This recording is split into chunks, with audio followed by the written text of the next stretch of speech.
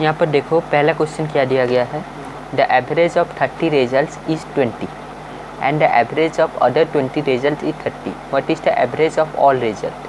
यानी कहा गया है कि पहले 30 रिजल्ट का एवरेज है 20 के बराबर, फिर उसके बाद वाले 20 रिजल्ट का एवरेज 30 के बराबर है, तो यानी टोटल 50 रिजल्ट हो रहा है। उन 50 रिजल्ट का एवरेज कितना हो रहा है वो हमें बताना है। तो ये कैसे करेंगे, देखो पहले हमें जो दिया गया है वही लिखते हैं, ठीक है। देखो एवरेज मतलब क्या, जितना नंबर ऑफ क्वांटिटी है उनका सम divided by total number of quantity. यानी मान लो 1 2 3 4 ऐसे 4 नंबर है, राइट। तो इन चारों नंबर का एवरेज क्या होगा, 1 + 2 + 3 + 4 बाई 4। 4 क्यों, 4 क्वांटिटी है और इन सबका सम डिवाइडेड बाई 4। मानो ऐसे होता है 21 एक 29 एक 27 एक 20 और एक 25। तो इनका एवरेज क्या होता है, इनका एवरेज होता है इन सब का सम, ठीक है। फिर डिवाइडेड बाय कितना क्वांटिटी, 1 2 3 4 5 हुआ। उसके बाद जो रिजल्ट निकलता है वो निकलता है। तो यहाँ पर क्वेश्चन के हिसाब से क्या दिया गया है, the average of 30 result is 20, यानी 30 रिजल्ट का एवरेज है 20 के बराबर, ठीक है। तो वो जो रिजल्ट है 20 के बराबर, हम मान लेते हैं वो जो पहले 30 रिजल्ट है वो 30 रिजल्ट का सम क्या हुआ होगा, और वो सम x के बराबर आ रहा है। तो x के बराबर आ रहा है यानी ये पहले वो 30 का सम, यानी वो जो 30 क्वांटिटी है उनका सम x के बराबर आ रहा है। जैसे ये वाला देखो 4 क्वांटिटी है, राइट। ये 4 क्वांटिटी का सम हो रहा है, तो मान लो ये सम हमें ज्ञात नहीं होता तो इसको हम x मान लेते हैं, ठीक। उसी प्रकार इस तरह ये 30 रिजल्ट लिया है, वो 30 रिजल्ट का सम हम x मान ले रहे हैं। लेकिन हमें क्या कहा गया, एवरेज ऑफ 30 रिजल्ट। तो एवरेज क्या होगा, उनका सम divided by total number of quantity. Total number of quantity कितना दिया है, 30, तो बाई 30 ये किसके बराबर होगा, एवरेज किसके बराबर है, 20 दिया गया है। सिमिलरली दूसरे तरफ देखो, the average of other 20 result is 30। Similarly वो वाला जो बाकी जो 20 रिजल्ट है उसका सम हम y मान लेते हैं, तो y मान लिए कितना रिजल्ट है 20, तो डिवाइडेड बाई 20 ये हो गया 30 के बराबर, राइट। अब देखो हमें क्या कहा गया, the average of all result.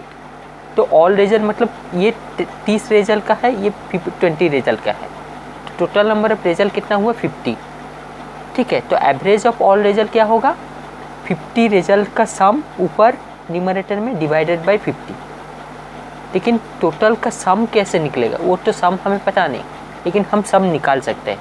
कैसे, देखो ये फर्स्ट 30 रिजल्ट का सम ये वाला है x, और दूसरे वाला 20 रिजल्ट का सम ये वाला है। लेकिन क्या ये x का वैल्यू हम यहीं से निकाल सकते हैं, ये x का वैल्यू अगर निकल जाएगा तो ये पहले 30 रिजल्ट का सम आ जाएगा, फिर दूसरे वाला ये 20 रिजल्ट का सम आ जाएगा y का वैल्यू। तो टोटल 50 रिजल्ट का सम किसके बराबर होगा, x + y, राइट। तो वो पुट कर देंगे डिवाइडेड बाई 50 इक्वल टू जो आंसर आएगा वही होगा हमारा रिजल्ट। तो यहाँ से x का वैल्यू क्या निकलेगा, x का वैल्यू निकलेगा 30 × 20 यानी 600।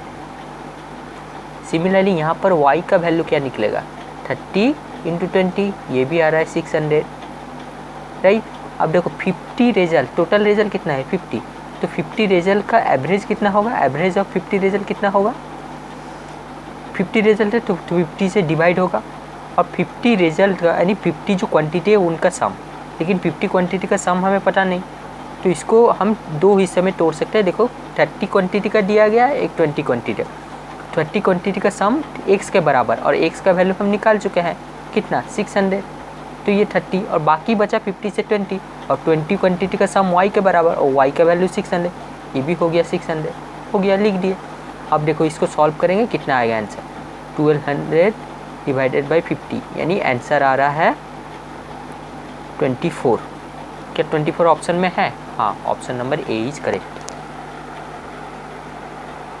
नेक्स्ट क्वेश्चन देखो क्या दिया गया है, the average of 5 result is 46 and that of first 4 is 45, the 5th result is, यानी 5 रिजल्ट का एवरेज 46 के बराबर है, और उन 5 रिजल्ट में से जो पहले 4 वाला है उनका एवरेज 45 के बराबर है। तो जो 5th रिजल्ट है उसे हमें बताना है कितना होगा।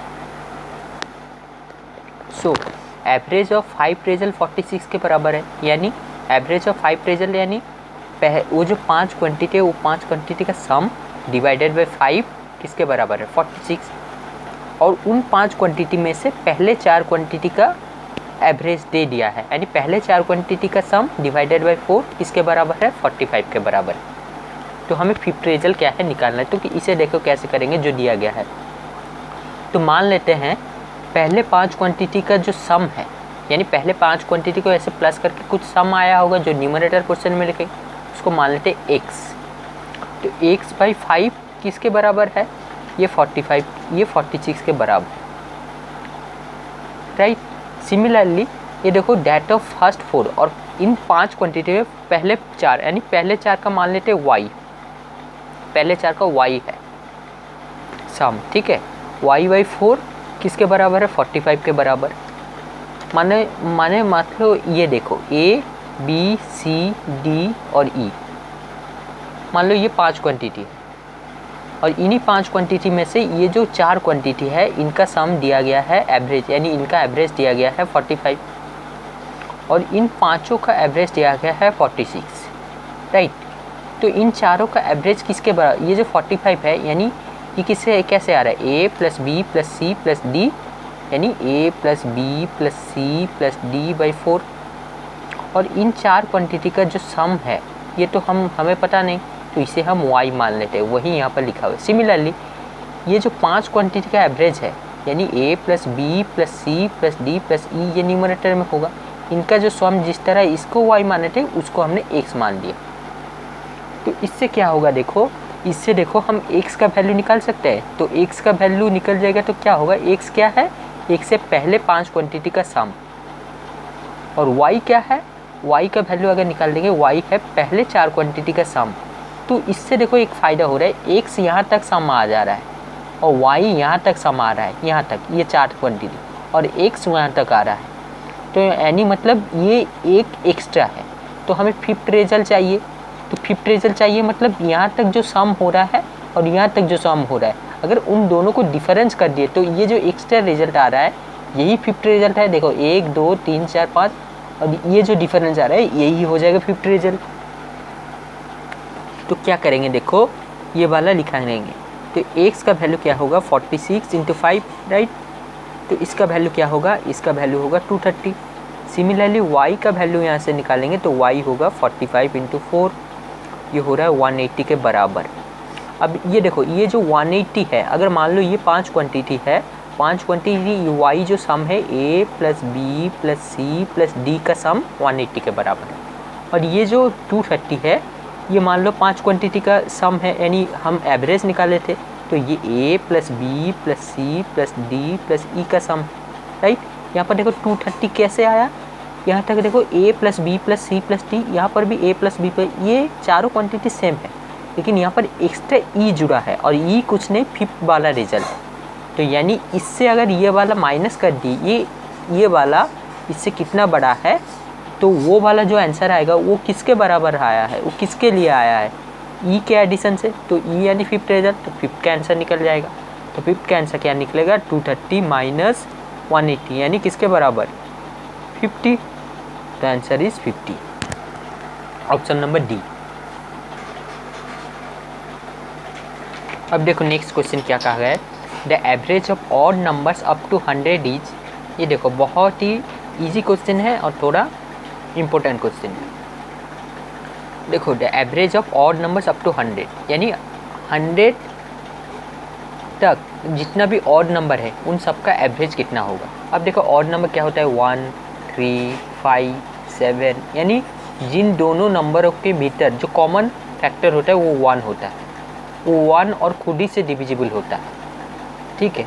तो 9 11 फिर जैसे 13, ये सब ऑड नंबर है, राइट।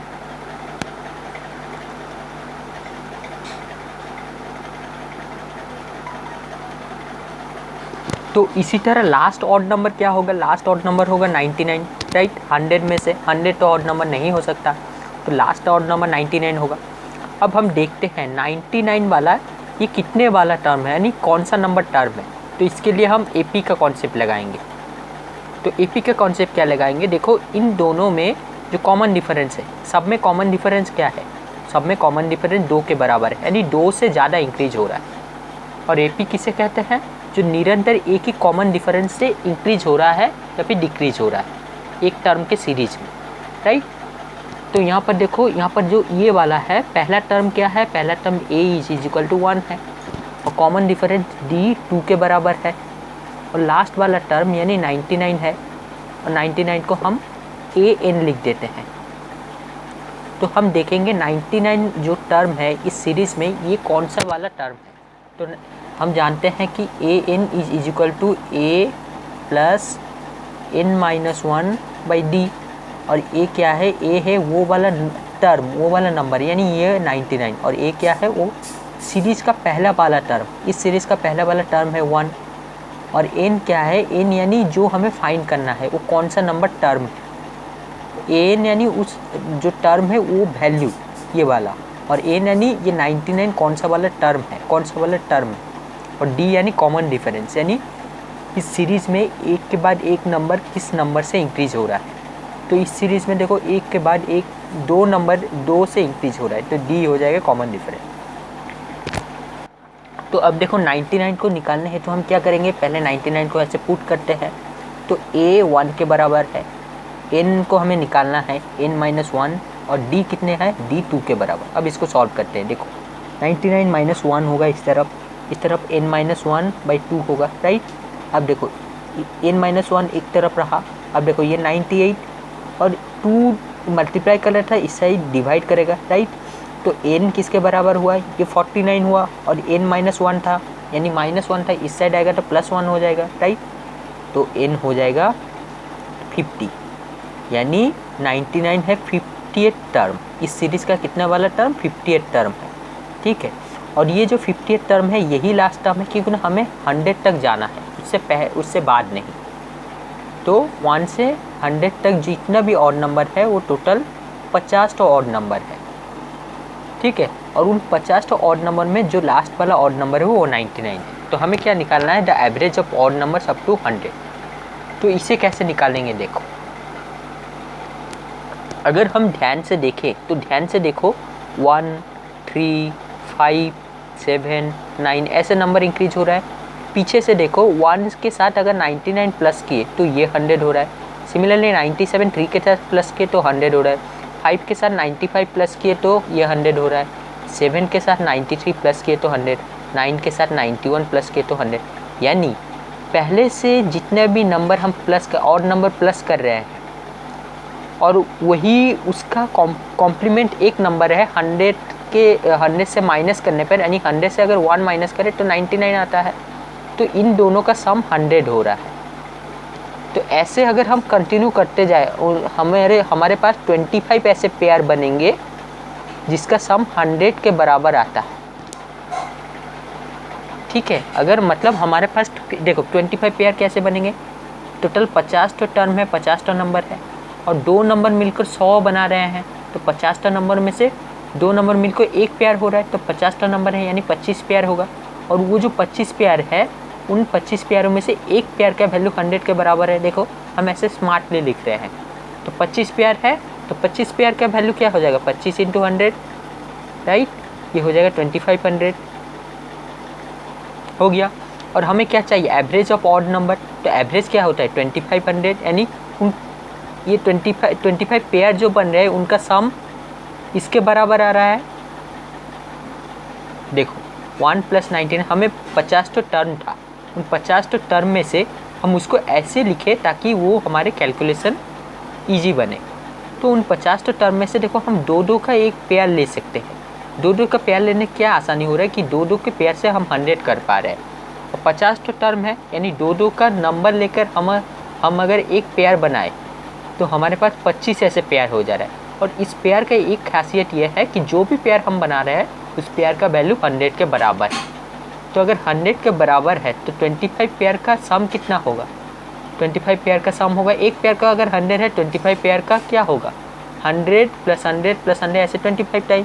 तो इसको हम मल्टीप्लिकेशन वेज में लिख सकते हैं 25 × 100 एंड 2500, राइट। ये हुआ। और टोटल क्वांटिटी कितना है, टोटल नंबर ऑफ टर्म ये है 50। तो एवरेज क्या है, टोटल नंबर ऑफ टर्म का सम divided by total number of quantity. Total number quantity कितना है 50। तो इसका एवरेज कितना आएगा, इसका एवरेज आएगा बोलो 50। तो average of odd numbers up to 100 is 50। इसको अगर ना समझ में आए तो और एक बार देखो, समझ में आएगा। नेक्स्ट क्वेश्चन देखो क्या कहा गया। Out of 3 numbers the first is twice the second. First is होगा, ठीक है, first is twice the second and is half of the third. If the average of 3 numbers is 56 then the 3 numbers in order are. यानी कहा जा रहा है कि 3 number है, 3 नंबरों में से जो पहले वाला नंबर है वो दूसरा वाला नंबर का 2 गुना है, ट्वाइस है, और तीसरे वाला नंबर का हाफ है। तो इन तीनों का एवरेज 56 के बराबर है। तो इन तीनों नंबर को हमें बताना है क्या है। तो देखो हम क्या करते हैं, हम इन तीनों नंबर को मान लेते हैं A B C, राइट। और इन A B C से A पहला वाला, B सेकेंड वाला, C थर्ड वाला नंबर है, ठीक है। इससे ये मत मान लेना कि A बड़ा है, B छोटा है, B A से छोटा है और C सबसे छोटा है, नहीं, हम ये सीरियल वाइज मान रहे हैं, ठीक है। अब देखो A को क्या लिख सकते हैं, A अगर पहला वाला है, देखो the first is twice the second, यानी A किसके बराबर है, twice of B, B second वाला है। Is half of the third, A फिर तीसरे वाला नंबर का हाफ है, यानी C/2, ठीक है। अब क्या कहा गया, the average of 3 numbers is 56, यानी एवरेज ऑफ 3 नंबर मानी A + B + 3, 3 नंबर है बेटा, ये 56 के बराबर है। और ये कुछ नहीं, ये ऐसे लिख सकते हैं A + B + C = 56 × 3।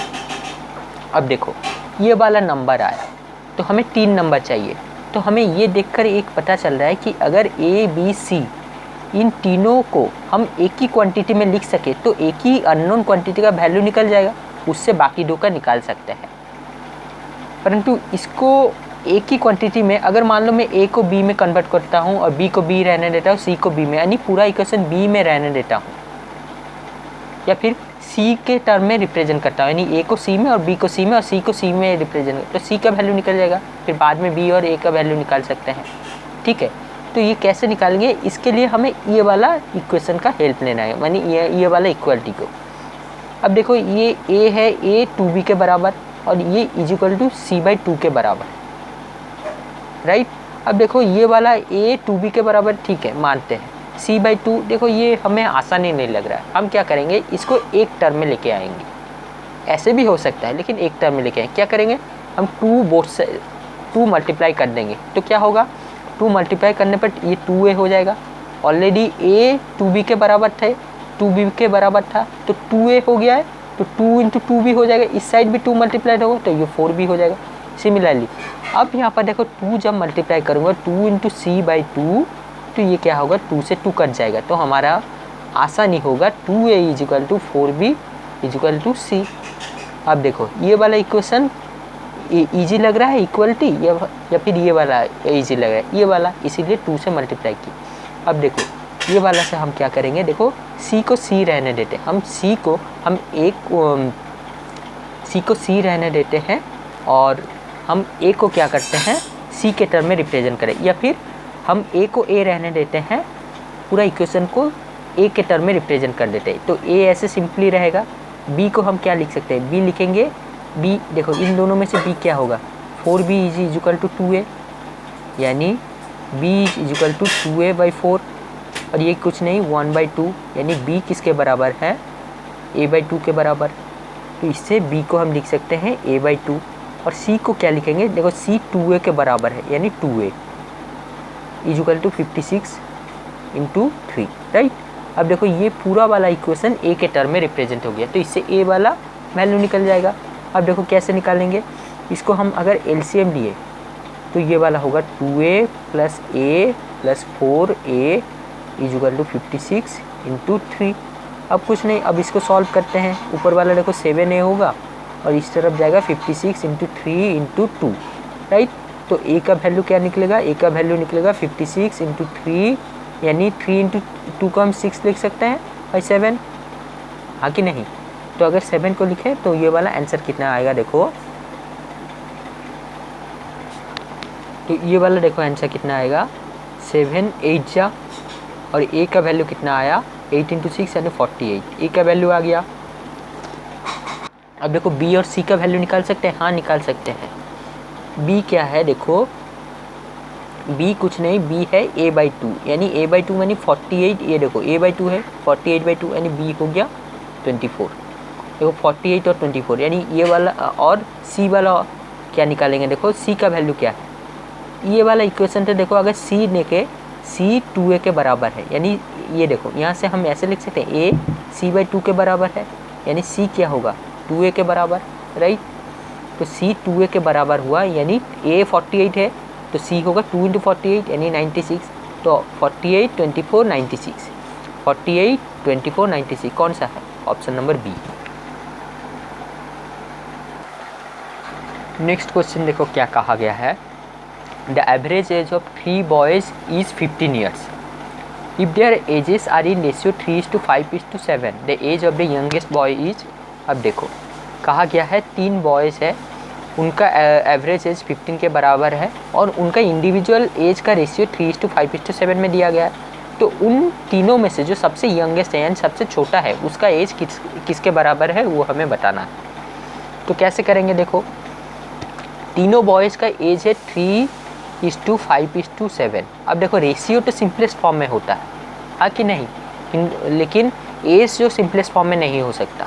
हाँ मान लेते हैं कि मान लो एज भी सिंपलेस्ट फॉर्म में दिया है 357, तब भी इससे कोई कॉमन फैक्टर कटा होगा, क्या 1 कटा है, 3 इंटू 1 5 इंटू 1 7 इंटू 1 यानी 1 सबसे कैंसिल है, 1 कैंसिल होने के बाद भी वही 1 रहता है। लेकिन हम तो ये श्योरली नहीं कह सकते कि 3 5 और 7 ही दिया गया था, ऐसा भी हो सकता है मान लो तीनों में से 3 कटा है, तो 3 अगर कट गया होगा तो मान लो 3 अगर कॉमन टर्म कटा होगा तो ये वाला क्या होगा 3 इंटू 3 5 इंटू 3, ये वाला होगा 7 इंटू 3 यानी कितना, ये 9 ये 15 और ये 21। मान लो ये 9 एज था एक, और एक 15 एज था, और एक 21 एज था, ठीक है। लेकिन हमें तो ये सिंपलेस्ट टर्म में दिया हुआ है, लेकिन हमें तो एज चाहिए, एज वाला। तो ये एज निकालने हेतु हम क्या करेंगे, जो कॉमन टर्म कैंसिल हुआ है बोथ साइड से, सब साइड से, यानी सब नंबरों में से, सब एज से, जिससे कि सिंपलेस्ट रेशियो निकालना है, अगर उस कॉमन टर्म को, अगर देखो उस कॉमन टर्म को हम सब में मल्टीप्लाई कर दे तो उसका रिस्पेक्टिव एज निकल जा रहा है। जैसे 5 के साथ अगर 3 मल्टीप्लाई कर दिए 15, 7 के साथ 3 मल्टीप्लाई कर दिए 21। और हाँ ये मत सोच लेना कि यहाँ से 3 कैंसिल हुआ है, नहीं, मैं ये समझाने के लिए बोल रहा हूँ। ठीक उसी तरह इस क्वेश्चन में ये जो रेशियो दिया गया है, हम मानेंगे कि वो जो कॉमन रेशियो कैंसिल हुआ है वो x के बराबर है। तो तीनों का एज क्या हो जाएगा, एक 3x, एक 5x, एक 7x। अब देखो यहाँ पर क्या कहा गया, if their ages are in this the average age of 3 boys is 15 है। तो एवरेज एज कैसे निकलेगा, एवरेज एज इन तीनों का सम यानी 3x + 5x + 7x by 3 boys है, यानी डिवाइडेड बाई 3, ये किसके बराबर है, ये 15 के बराबर है। अब देखो इसको अगर सॉल्व करेंगे तो x का वैल्यू निकल जाएगा, x और कुछ नहीं, वो कॉमन टर्म, वो कॉमन फैक्टर जो सबसे कैंसिल हो रहा है। तो यहाँ से देखो हम x निकाल सकते हैं, तो ये ऊपर आएगा 15x, नीचे आएगा 3/15, राइट। अब देखो इसको अगर हम सॉल्व करेंगे तो x का वैल्यू आता है हमारे पास 3। कैसे 3 आया, देखो 3 इस साइड जाएगा और 15 नीचे जाएगा, तो 15 से 15 कैंसिल हो गया, और 3 इस साइड रहा कि 3 इस साइड डिवाइड कर रहा है, तो इस साइड जाएगा, यानी ऐसे हुआ होगा x is equal to 15 into 3, right. और इस तरफ 15 था, मल्टीप्लाई कर रहा था, तो इस तरफ 15 डिवाइड कर रहा होगा, तो 15 से 15 कट गया, x का वैल्यू 3 आया, वही लिखा है, ठीक है। तो x का वैल्यू 3 आया। अब देखो एज ऑफ द यंगेस्ट, तो एज ऑफ द यंगेस्ट क्या होगा, ये x तो सब में कॉमन है, तो इसके साथ जो छोटा हिस्सा मल्टीप्लाई कर रहा होगा वही सबसे कम एज हो जाएगा। तो इसके साथ देखो एक बार 3 मल्टीप्लाई हो रहा है, एक बार 5, एक बार 7, यानी ये वाला सबसे यंगेस्ट एज होगा। तो 3 इंटू 3 यानी 3x यानी 3 इंटू 3 9 ईयर्स, तो यंगेस्ट एज हो गया 9 ईयर्स, ऑप्शन नंबर ए।